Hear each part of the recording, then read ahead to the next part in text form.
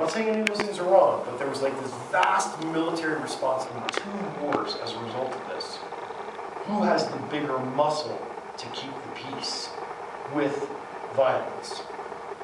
So if you ever do that again, we're going to blow your country off the map, we're going to do this, we're going to do that. You get frisky with airplanes now, everybody's just like super conscious of security, but we all know deep down, if they wanted to do it again, they could. Because there's no way we can be 100% safe ever, because that's just not how nature and Earth work, okay?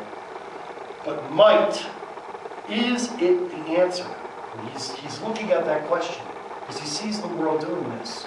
So, America builds an atomic bomb, then Russia builds a bigger one, then America builds a bigger one than that, and then Russia builds a bigger one than that, and America builds a bigger one than that. Everybody's trying to always flex the bigger muscle, and everybody's always on edge because somebody else is possibly more powerful than you. You see the dynamic, okay? So what Einstein is saying is, it's the wrong way. It's the wrong way.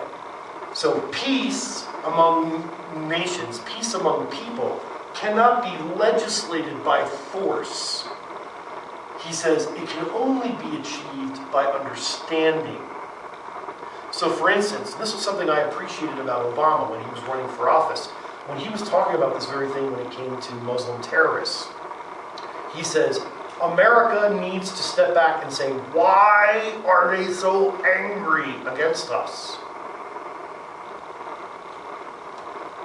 Now, it doesn't mean that we did something wrong. He's just saying what Corita Kent said and what Einstein said, which is take the problem, hang it up here, step underneath it in order to look at it. Why are they angry? Well, some newspaper articles jumped on the ball with that and said, well, you know what? This anger against the West goes all the way back to the Crusades in the Middle Ages. That anger started in the Crusades, when hundreds of thousands of Muslim people were slaughtered by Christian soldiers coming out of Rome, trying to take the Holy Land back. That has never been forgotten. That became part of the mentality, the paradigm, the thinking. This they see America as a Christian nation, which is in some ways no different than the one that attacked them 1,000 years ago. Yeah, I read about that. It's true. Okay, it's part of the way they think, which is different than how we think in the West. Now, I'm in no way excusing anything that they did. Violence like that is never justified. It's never right. I'm not excusing it at all. Nor am I saying that America shouldn't defend itself. I'm not saying that either. But if we're going to move beyond that problem, how is it, as Einstein says, can we achieve understanding? Because that is ultimately what will produce peace, which will produce safety for the world. It's a great question. It's a question. Now, if you said this to somebody like Rick Santorum, he'd be like, oh, how un-American. But is it un-American? Who decides what America is and how Americans think? Well, whoever happens to be speaking at that moment. But again, one of the greatest minds ever, Albert Einstein, whoever lived, listen to how he says it. Peace cannot be kept by force. It can only be achieved by understanding.